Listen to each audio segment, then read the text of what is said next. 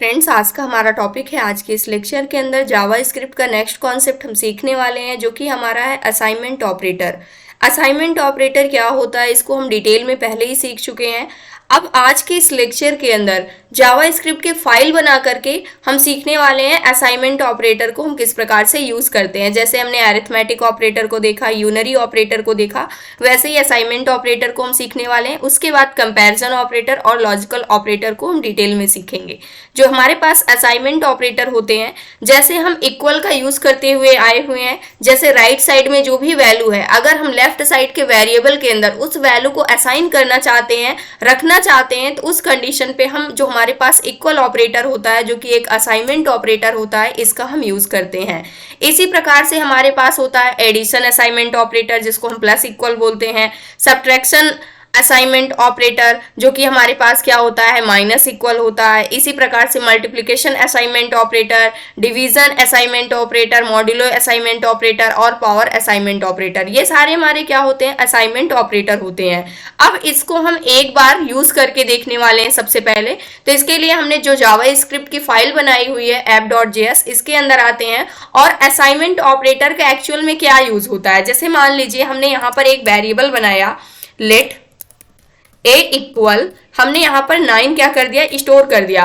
तो यहाँ पर जो 9 हमारे पास राइट साइड में जो वैल्यू है, उसको हमने लेफ्ट साइड के जो हमारे पास ऑपरेंड है, जो वेरिएबल है, उसके अंदर हमने क्या कर दिया है, असाइन कर दिया है।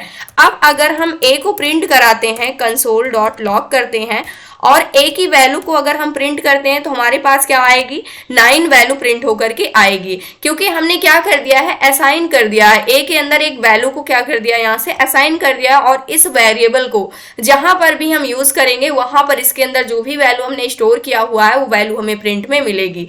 नेक्स्ट, अब मान लीजिए यहाँ पर लेट b इक्वल, हमने यहाँ पर क्या कर दिया, a कर दिया। इसका मतलब क्या होगा, इसका सिंपल सा मतलब ये होगा कि यहाँ पर b के अंदर क्या वैल्यू आएगी, यहाँ पर 9 वैल्यू आ जाएगी, क्योंकि a के अंदर जो वैल्यू है वो हमारे a वेरिएबल के अंदर जो वैल्यू है, यहाँ पर उसकी वैल्यू आ जाएगी, और b के अंदर क्या वैल्यू प्रिंट में मिलेगी, हमें 9 प्रिंट में मिलेगी।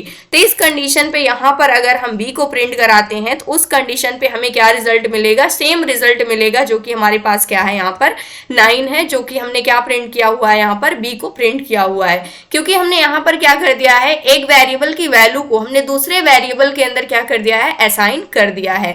तो इस प्रकार से हमारे पास जो सिंपल इक्वल असाइनमेंट ऑपरेटर होता है, उसका हम यूज करते हैं। अब मान लीजिए यहाँ पर हम आ जाते हैं और इन सभी चीजों को हटा देते हैं। अब जैसे मान लीजिए जो हमारे पास a नेम का वेरिएबल है, इसके अंदर हमें कुछ ऐड करना हुआ, यानी कि 9 में हम यहाँ पर क्या चाहते हैं, 2 और ऐड हो जाए, या फिर हम चाहते हैं 2 इसमें से क्या हो जाए, माइनस हो जाए, या फिर हम 2 से मल्टीप्लाई कराना चाहते हैं, या फिर 2 से डिवाइड कराना चाहते हैं 9 को, या फिर इसकी हम पावर कैलकुलेट करना चाहते हैं। तो उस कंडीशन पे सबसे पहला तरीका क्या होता है, जैसे मान लीजिए हमें 9 में 2 को ऐड करना है, तो यहाँ पर हम क्या करेंगे, सबसे पहले यहाँ पर a इक्वल हम क्या कर देंगे, 9, यानी कि 9 के अंदर हमें 2 को ऐड करना है, तो हमें पता है कि a के अंदर ही हमें वैल्यू को ऐड करना है, तो प्लस यहाँ पर हम क्या कर देंगे, 2 कर देंगे। और इसके बाद अब यहाँ पर जब हम a को एक्सेस करेंगे, यानी कि प्रिंट करेंगे, तो उस कंडीशन पे a के इक्वल जो वैल्यू प्रिंट होगी, वो 9 प्लस 2 हो जाएगा, और इक्वल हमें वैल्यू क्या मिल जाएगी, 11 मिल जाएगी। इसको भी हम टेस्ट कर लेते हैं, console.log, और इसके बाद यहाँ से हम a को प्रिंट करते हैं और इसे सेव करेंगे। और यहाँ पर अगर आप देखते हैं, तो अभी जो हमें करंट वैल्यू प्रिंट में मिली हुई है, वो क्या मिली हुई है, 11 मिली हुई है, क्योंकि हमने क्या कर दिया है, +2 ऐड कर दिया है, किसके अंदर, जो हमारे पास a नेम का वेरिएबल है, इसके अंदर। अब यहाँ पर लेफ्ट साइड में जो हम लिखते हैं, वो हमारे पास क्या होता है, वेरिएबल का नेम होता है, लेकिन राइट साइड में अगर आप वेरिएबल भी लिख रहे हैं, तो वहां पर वेरिएबल नहीं प्रिंट होता है, वहां पर उसकी वैल्यू प्रिंट होती है, उसकी वैल्यू एक्सेस होती है। तो यहाँ पर हमने जो a लिखा है, तो यहाँ पर a की जगह पे a नहीं आएगा, यहाँ पर a के अंदर जो भी वैल्यू आपने स्टोर किया हुआ है, वो वैल्यू क्या हो जाएगी, यहाँ से कैलकुलेट हो जाएगी, उसके बाद हमें प्रिंट में मिल जाएगा। लेकिन इसी को हम असाइनमेंट ऑपरेटर की हेल्प से किस प्रकार से सॉल्व कर सकते हैं, यहाँ पर हमने a+2 किया हुआ है, यानी कि सेम वेरिएबल के अंदर हम वैल्यू को ऐड करना चाहते हैं। हम इस वैल्यू को ना लिख करके हम इसको इस प्रकार से लिख सकते हैं, a प्लस इक्वल, हम क्या कर सकते हैं, जितनी भी वैल्यू आपको ऐड करनी है, वो वैल्यू हम यहाँ पर लिख देंगे, और इसे सेव करेंगे, इस बार अगर हम प्रिंट करते हैं तो सेम रिजल्ट हमारे पास आएगा। इसी प्रकार से जैसे मान लीजिए हमने यहाँ पर a+2 किया हुआ है। अब इसके बाद इन सभी चीजों को अभी के लिए हम यहाँ से हटा देते हैं और इसके बाद हम करने क्या वाले हैं, यहाँ पर एक दूसरा वेरिएबल बना लेते हैं, लेट एज इक्वल, यहाँ पर हमने ले लिया 22। जो एज है अभी करंट क्या है वो 22 है। हम चाहते हैं कल की ये जो एज है ये 2 क्या हो गई है, इंक्रीज हो गई है। तो इस कंडीशन पे हम इसमें क्या कर देंगे, जो एज है एज को अपडेट कर देंगे प्लस इक्वल, यहाँ पर हम 2 साल और क्या कर देंगे, इंक्रीज कर देंगे। और यहाँ से अब अगर हम एज को प्रिंट कराते हैं console.log और यहाँ से हम प्रिंट क्या कर लेंगे, एज को, तो इस कंडीशन पे जो एज की वैल्यू प्रिंट में मिलेगी वो यहाँ पर क्या प्रिंट में मिल रही है, 24 प्रिंट में मिल रही है। लेकिन हमने यहाँ पर एज की वैल्यू क्या दिया था, 22 दिया था। लेकिन अब मान लीजिए यहाँ से हमने क्या किया हुआ है, इंक्रीज किया हुआ है। मान लीजिए 2 साल हमें क्या करना हुआ, कम करना हुआ, तो यहाँ से माइनस इक्वल यानी जो हमारे पास सब्ट्रैक्ट असाइनमेंट ऑपरेटर होता है उसका यूज करेंगे। 22 से 2 क्या हो गया, यहाँ से डिक्रीज होकर के हमारे पास क्या आ गया है, 20 आ गया है।